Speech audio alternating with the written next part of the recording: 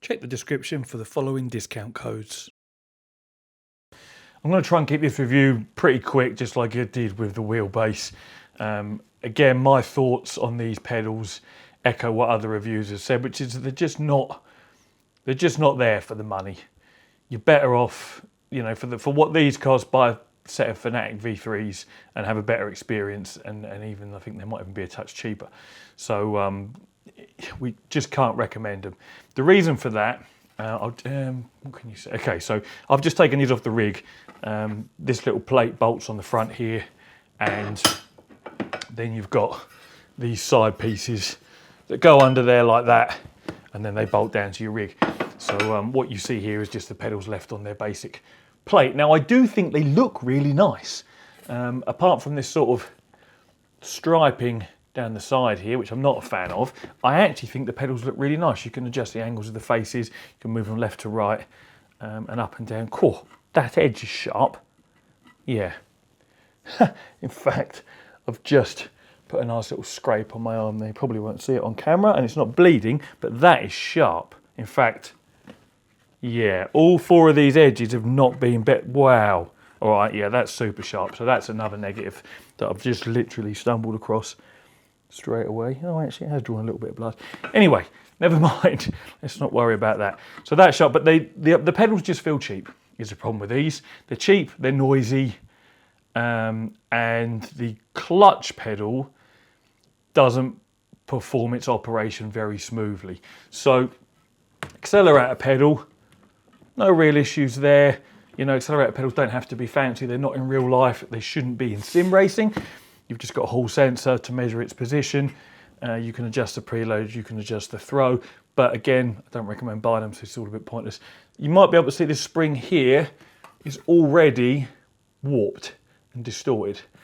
It's because there's too much play around the spring, around the shaft for the spring, so it can wobble around and it can bend, and that's what's happened. And sometimes you hear it almost binding a little bit. We also gained in use a load of side-to-side play in my testing. In fact, I've got a video of it fitted to the rig, which I'll put up some footage of now, that shows you the play side to side a bit better than what I can do it here because my desk wobbles. And also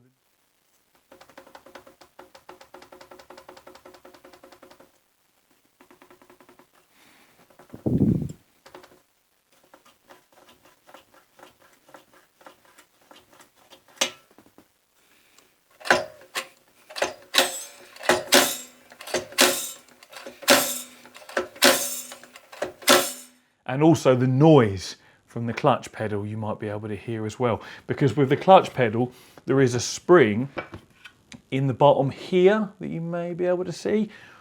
When the clutch pedal returns, it twangs. I don't know whether it would do it here. You hear that after? Still going. And stopped. The spring's vibrating away like this. And when it was on my GT Amiga Titan, that kind of resonated through the whole rig. And I was like, what the hell is that? And I noticed it was this. In fact, I can... Yeah, that spring there, that's just not good. Now, the other thing with this clutch pedal is the final ½ inch of travel, it sticks about here. It's not something I can illustrate. You might hear it. You hear a little ready? It's just catching. There's a bolt that comes out the back here, and it kind of catches about here and then lets itself go. So I think maybe that bolt itself is catching in its hole because it's at an angle, I'm not sure. But that's not smooth, and the pedal's noisy. The 3-stage is quite nice. We've got a spring here that compresses first, like to take up slack, so to speak, and then you've got a first stage, and then it slots down into your third stage as if you're overcoming the pressure plates on like a performance street clutch or something like that. That feels quite good, but the overall pedal feel, it's just noisy and rough and not very nice. Brake pedal, I actually quite like the brake pedal. I don't think I have any complaints about that. You get a load of different springs and rubbers that you can put in. Bumpers come in a kit here like this, but again, I don't recommend the pedals because aside from the fact that they cut your arm open when you're reviewing them, they've just got this feeling of cheapness and unfinishedness about them, and you're better off choosing something else. They do move left and right, the middle one doesn't. There's no backwards and forwards adjustment on there either. It's a shame because there's a lot of potential here. I think what Moza have done is jumped into the sim racing market thinking there's some good money to be earned here. Look at the price of what high-end wheels, wheelbases and pedals go for, and done their best to produce a product, you know, and put it out at that high price point. I think what they need to have done was maybe, I mean, this is kind of what they're doing with these reviews really. I was about to say they needed to have employed some sim racers to actually test them, sim racers that are used to using other high-end gear, that have got experience, to give back the feedback that the likes of myself and Will at Boosted Media and Dave Cam and what have you are giving them. You know, if they'd done that prior to launch, they could have solved this noisy clutch pedal and sticking mechanism and rattly spring. They'd have taken the time to bevel the edges so they don't cut the reviewers open on review, and they'd have got the feedback about the wheelbase being too mechanical and square wavy in operation, and had time to sort of sort all this out before bringing it to, you know, to production and to launch. Because as a reviewer, I can't recommend buying the pedals, just like I can't recommend buying the wheelbase, because for the same money you can get much more refined and better experiences from other manufacturers.